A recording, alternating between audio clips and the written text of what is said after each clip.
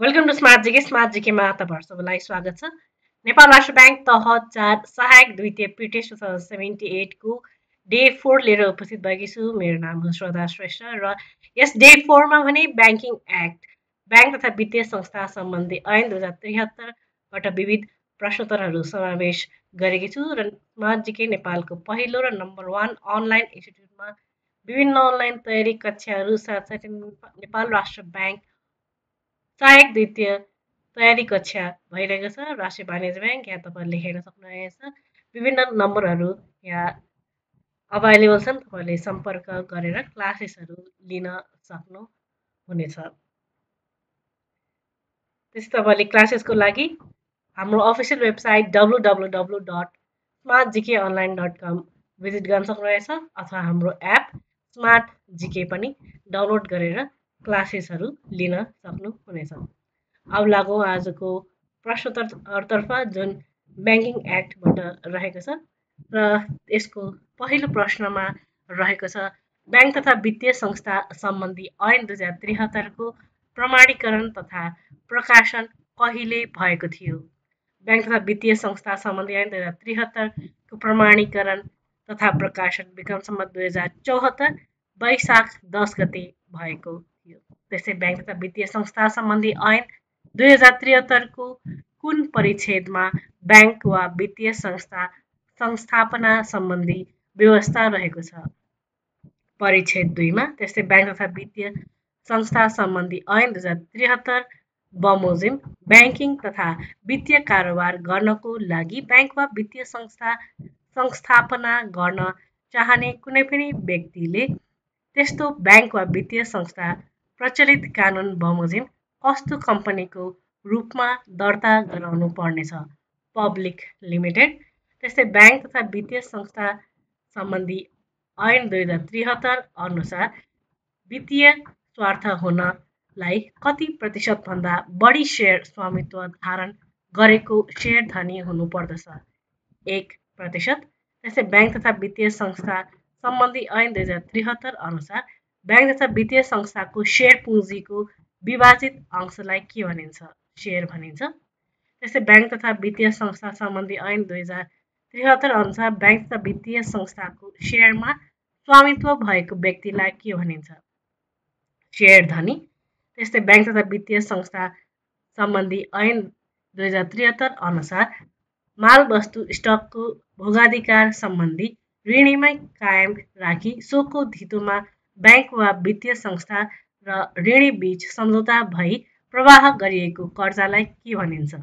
हाइपोथिकेसन कर्जा भनिन्छ। त्यस्तै ब्याङ्क तथा वित्तीय संस्था सम्बन्धी ऐन 2073 अनुसार ब्याङ्क तथा वित्तीय संस्थाको स्थापना लागि पूर्व स्वीकृत लिन निवेदन दिने व्यक्ति ब्याङ्क वा वित्तीय संस्थासँगको कुनै कारोबारमा कालो सूचीमा परेको भए सो फुकुवा भएको कति अवधि व्यतीत हुनुपर्ने व्यवस्था छ? 3 वर्ष।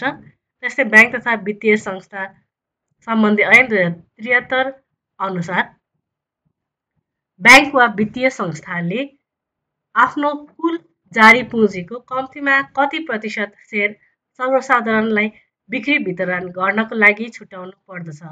30%। त्यस्तै ब्याङ्क तथा वित्तीय संस्था सम्बन्धी ऐन 2073 अनुसार ब्याङ्क तथा वित्तीय संस्थाले आफ्नो कर्मचारीको लागि कति प्रतिशत सेयर छुट्याउन सक्ने व्यवस्था छ? 0.5%। त्यस्तै ब्याङ्क तथा वित्तीय संस्था सम्बन्धी ऐन 2073 अनुसार ब्याङ्क वा वित्तीय संस्थाले चाहेमा राष्ट्र ब्याङ्कले तोकेको प्रक्रिया पुरा गरी संस्थापक सेयर समूहको स्वामित्व कति प्रतिशतभन्दा कम नहुने गरी बाँकी अंश सर्वसाधारण सेयर समूहमा परिणत गर्न सक्ने व्यवस्था छ? 51%। जस्तै ब्याङ्क तथा वित्तीय संस्था सम्बन्धी ऐन 2073 अनुसार कस्ता ब्याङ्कको हकमा कम्तीमा 30% सेयर स्वामित्व सर्वसाधारण समूहमा रहनुपर्ने व्यवस्था आवश्यक पर्दैन? नेपाल सरकारको उल्लेख्य स्वामित्वमा संस्थापना हुने ब्याङ्क तथा वित्तीय संस्था तथा पूर्वाधार विकास ब्याङ्क। त्यस्तै ब्याङ्क तथा वित्तीय संस्था सम्बन्धी ऐन 2073 अनुसार ब्याङ्क वा वित्तीय संस्थाको संस्थापकले वित्तीय कारोबार सञ्चालन गरेको कम्तीमा कति अवधि नपुगेसम्म आफ्नो नाममा रहेको सेयर बिक्री गर्न वा धितो बन्धक राख्न पाइँदैन। 5 वर्ष। त्यसै ब्याङ्क तथा वित्तीय संस्था सम्बन्धी ऐन 2073 अनुसार ब्याङ्क वा वित्तीय संस्थाको सञ्चालक समितिमा कतिजना सञ्चालकहरू रहने व्यवस्था छ? कम्तीमा 5 र बढीमा 7 जना। त्यसै ब्याङ्क तथा वित्तीय संस्था सम्बन्धी ऐन 2073 अनुसार ब्याङ्क तथा वित्तीय संस्थाको सञ्चालकको कार्यकाल कति अवधिको हुने व्यवस्था छ? बढीमा 4 वर्ष। त्यस्तै ब्याङ्क तथा वित्तीय संस्था सम्बन्धी ऐन 2073 अनुसार ब्याङ्क तथा वित्तीय संस्थाको सञ्चालक हुन कति वर्ष उमेर पुरा हुनुपर्दछ? 25 वर्ष। त्यसै ब्याङ्क तथा वित्तीय संस्था सम्बन्धी ऐन 2073 अनुसार ब्याङ्क तथा वित्तीय संस्थाको सञ्चालक समितिको बैठक वर्षमा कति पटक बस्नुपर्ने व्यवस्था छ? कम्तीमा 12 पटक। 2 बैठक बीचको फरक भने 60 दिनभन्दा बढी नहुने गरी बैठक बस्नु पर्नेछ। त्यस्तै ब्याङ्क तथा वित्तीय संस्था सम्बन्धी ऐन 2073 अनुसार ब्याङ्क तथा वित्तीय संस्थाको सञ्चालक समितिको बैठक बस्न कम्तीमा कति सञ्चालक उपस्थित हुनुपर्दछ? कम्तीमा 51%। त्यस्तै ब्याङ्क तथा वित्तीय संस्था सम्बन्धी ऐन 2073 अनुसार ब्याङ्क वा वित्तीय संस्थाको स्पष्ट सङ्गठनात्मक संरचना तयार गर्ने, नीति तर्जुमा गर्ने र कार्यान्वयन गर्ने कार्य कसले गर्दछ? सञ्चालक समितिले। त्यसै ब्याङ्क तथा वित्तीय संस्था सम्बन्धी ऐन 2073 अनुसार ब्याङ्क तथा वित्तीय संस्थाको कार्यकारी प्रमुखको एक पटकमा दिने नियुक्तिको पदावधि कति वर्ष हुन्छ? 4 वर्ष। त्यस्तै ब्याङ्क तथा वित्तीय संस्था सम्बन्धी ऐन 2073 अनुसार ब्याङ्क तथा वित्तीय संस्थाको कार्यकारी प्रमुखको नियुक्ति कसले गर्दछ? सञ्चालक समिति।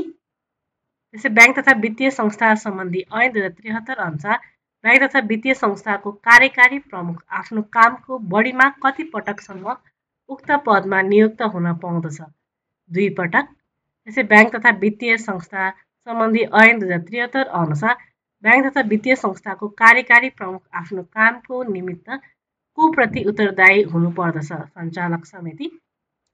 त्यसै ब्याङ्क तथा वित्तीय संस्था सम्बन्धी ऐन 2073 अनुसार ब्याङ्क वा वित्तीय संस्थाको न्यूनतम चुक्ता पुँजी र त्यस्तो ब्याङ्क वा वित्तीय संस्थाले सञ्चालन गरेको कारोबार तथा कार्यक्षेत्रको आधारमा राष्ट्र ब्याङ्कले ब्याङ्क वा वित्तीय संस्थालाई कति वर्गमा वर्गीकरण गरी सोही बमोजिमको इजाजत पत्र दिने गर्दछ? 4 वर्ग।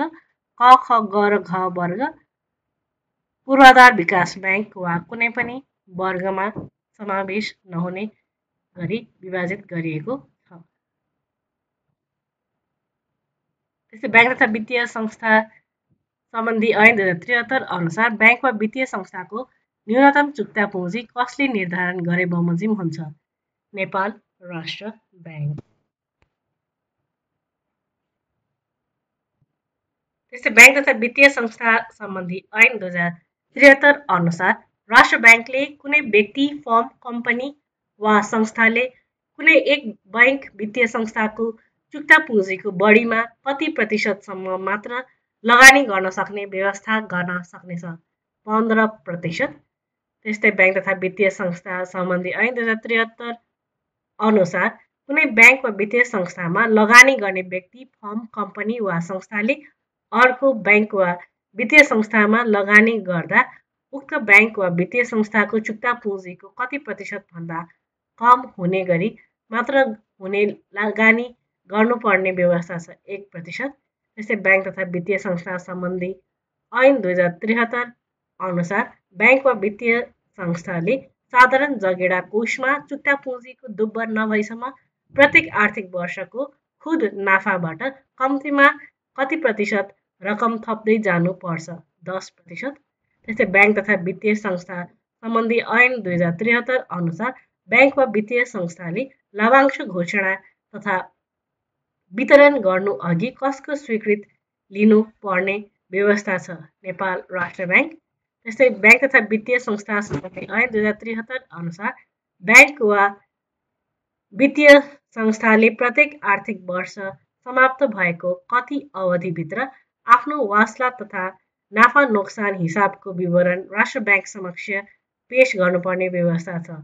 3 महिना। त्यस्तै ब्याङ्क तथा वित्तीय संस्था सम्बन्धी ऐन 2073 अनुसार ब्याङ्क वा वित्तीय संस्थाको सञ्चालक समितिले गैर कार्यकारी सञ्चालकको संयोजकत्वमा कति सदस्य भएको लेखा परीक्षण समिति गठन गर्नुपर्ने व्यवस्था छ। 3 सदस्य। ब्याङ्क तथा वित्तीय संस्था सम्बन्धी ऐन 2073 अनुसार ब्याङ्क वा वित्तीय संस्थाले आफ्नो वासलात नाफा नोक्सान हिसाब लगायत वार्षिक वित्तीय विवरण राष्ट्र ब्याङ्कले तोकेको ढाँचा र तरिका अनुसार तयार गरी आर्थिक वर्ष समाप्त भएको कति अवधिभित्र बाह्य लेखा परीक्षण गराउनु पर्दछ। 4 महिना। त्यस्तै ब्याङ्क तथा वित्तीय संस्था सम्बन्धी ऐन 2073 अनुसार तोकिएको अवधिभित्र लेखा परीक्षण गराउन नसक्ने ब्याङ्क वा वित्तीय संस्थाले मनासिब कारण खोली लेखा परीक्षण गराउने म्याद थपको लागि अनुरोध गरेमा राष्ट्र ब्याङ्कले बढीमा कति अवधि थप गर्न सक्ने व्यवस्था छ। 2 महिना। त्यसै ब्याङ्क तथा वित्तीय संस्था सम्बन्धी ऐन 2073 अनुसार लेखा परीक्षकको नियुक्ति कसले गर्दछ? साधारण सभाले। त्यसै ब्याङ्क तथा वित्तीय संस्था सम्बन्धी ऐन 2073 अनुसार साधारण सभाले एउटै लेखा परीक्षकलाई लगातार कति पटकभन्दा बढी अवधिको लागि नियुक्त गर्न सक्दैन? 3 पटक। त्यस्तै ब्याङ्क तथा वित्तीय संस्था सम्बन्धी ऐन 2073 अनुसार ब्याङ्क वा वित्तीय संस्थाले कुनै पनि प्रकारको डिबेन्चर वा वित्तीय उपकरण जारी गर्दा कसको पूर्व स्वीकृति लिनुपर्ने हुन्छ? राष्ट्र ब्याङ्कको।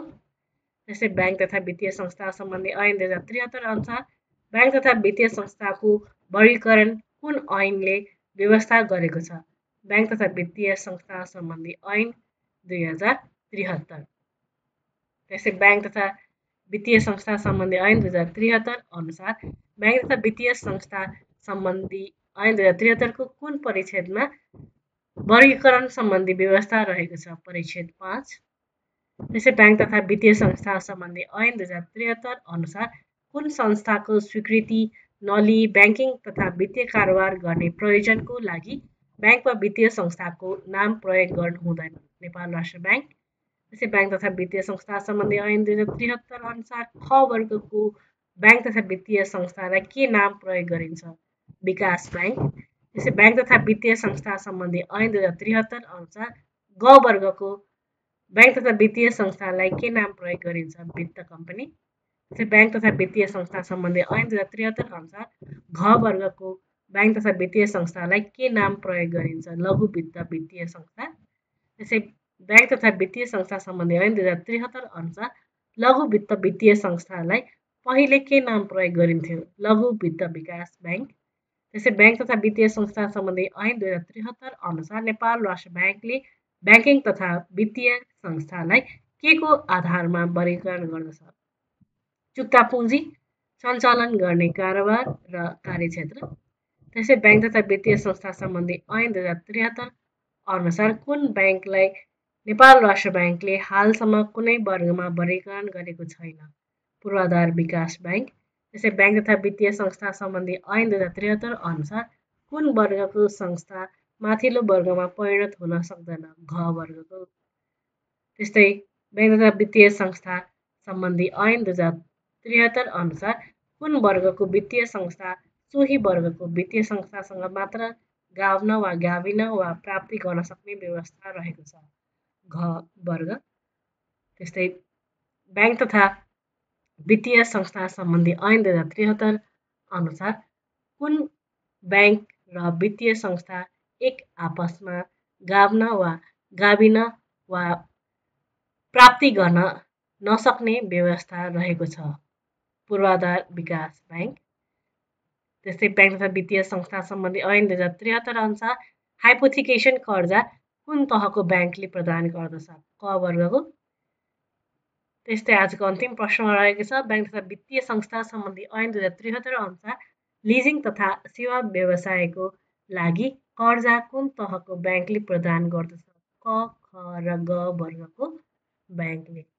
हस् यही प्रश्न साथै आजको भिडियो यही टुङ्ग्याउन चाहन्छु र स्मार्ट जिकेमा विभिन्न अनलाइन तयारी कक्षाहरू सञ्चालन भइरहेका छन् यहाँ डिस्प्ले भइरहेको छ तपाईँले हेर्न सक्नुहुनेछ कुन कुन क्लासेस भइरहेको छ र कुन हुन लागिरहेको छ भनेर र तपाईँहरूले चाहेअनुसार तपाईँहरूले क्लासेस लिन सक्नुहुनेछ यहाँ स्क्रल भइरहेको नम्बरमा तपाईँले सम्पर्क गर्न सक्नुहुनेछ अथवा हाम्रो अफिसियल वेबसाइट www.smartgkonline.com भिजिट गरेर क्लासेसहरू लिन सक्नुहुनेछ त्यस्तै स्मार्ट जिके एप डाउनलोड गरेर पनि तपाईँहरूले क्लासेस लिन सक्नुहुनेछ र यदि हाम्रो भिडियोहरू मन परिरहेको छ भने लाइक सब्सक्राइब कमेन्ट सजेस्ट र सेयर गर्दै गर्नुहोला धन्यवाद